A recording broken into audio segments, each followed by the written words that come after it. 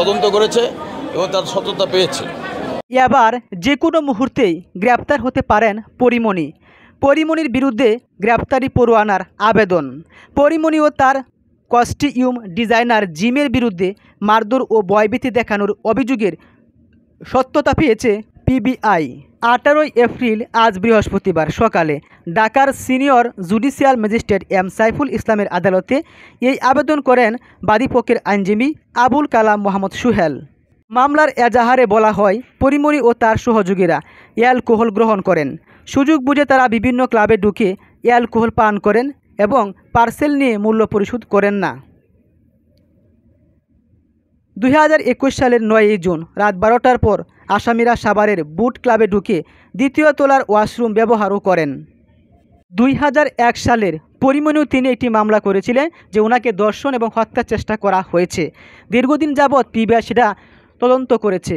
অবশেষে জানা গেছে যে পরীমণি যে অ্যালকোহল ব্যবহার করেন এবং মূল্য পরিশোধ করেন না পার্সেল নিয়ে, তার সত্যতা পেয়েছে। বাদী ও তার সহযোগী শাহ শহীদুল আলম রাত 1:15টার দিকে 2021 সালে যখন ক্লাব ত্যাগ করেছিলেন, তখন পরীমণি উদ্দেশ্যমূলকভাবে বাদী নাসিরউদ্দিনকে ডাক দেন এবং তাদের সঙ্গে কিছু সময় বসার অনুরোধও করেন পরীমণি। এক পর্যায়ে পরীমণি অশ্লীল অঙ্গভঙ্গির মাধ্যমে নাসিরউদ্দিনকে আকৃষ্ট করার চেষ্টা করেন এবং একটি ব্লু লেবেল অ্যালকোহলের বোতল বিনামূল্য পার্সেল দেওয়ার জন্য বাদীকে চাপ দেন। বাদী এতে রাজি না হওয়ায় পরীমণি বাদীকে গালমন্দ করেন। এ সময় বাদী ও আসামিদের মধ্যে বাদানুবাদ হয়। এক পর্যায়ে পরীমণি বাদীর দিকে একটি সার্ভিসিং গ্লাস ছুঁড়ে মারেন এবং হাতে থাকা মোবাইল ফোনটিও ছুঁড়ে মারেন। এতে নাসিরউদ্দিন মাথা এবং বুকে আঘাত পান। সেই আঘাতে তিনি এখনও বিক্ষত। এ সময় পরীমণি ও তার সহযোগীরা নাসিরউদ্দিনকে মারধর ও হত্যার হুমকি দিয়েছেন এবং ভাঙচুর করেছেন এজাহারে, এমনটাই বলা হয়েছিল সেই মামলাটির। তখন আমরা শুনেছিলাম পরীমণি লাইভে এসে হাউমাউ করে কাঁদছিলেন এবং অভিযোগ করেছিলেন একজন উপরপদস্থ কর্মকর্তার সঙ্গে নাসিরউদ্দিনের ঘনিষ্ঠ বন্ধুত্বের সম্পর্ক রয়েছে এবং যে ক্লাবটিতে গিয়েছিল সেই ক্লাবটিও একজন ঊর্ধ্বতন কর্মকর্তার, আর সেই কর্মকর্তাকে হাতে নেই নাসিরউদ্দিন পরীমণির সঙ্গে, এমনটা ঘটিয়েছিল।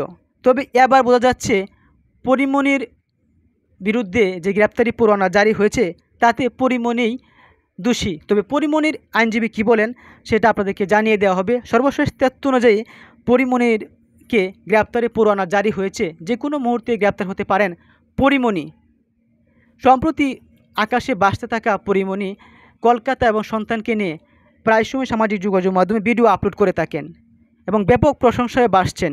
তবে সেই প্রশংসার জায়গায় রইল না। এরপরও তিনি সমালোচিত হয়েছেন। আবারও সেই পূর্বের তদন্ত রিপোর্টটি সামনে আসায় আবারও পরীমণির মাঝে এক আতঙ্ক বিরাজ করছে। এর পূর্বে পরীমণি বলেছিলেন, আমি বাঁচতে চাই, আমি নিরাপত্তা চাই,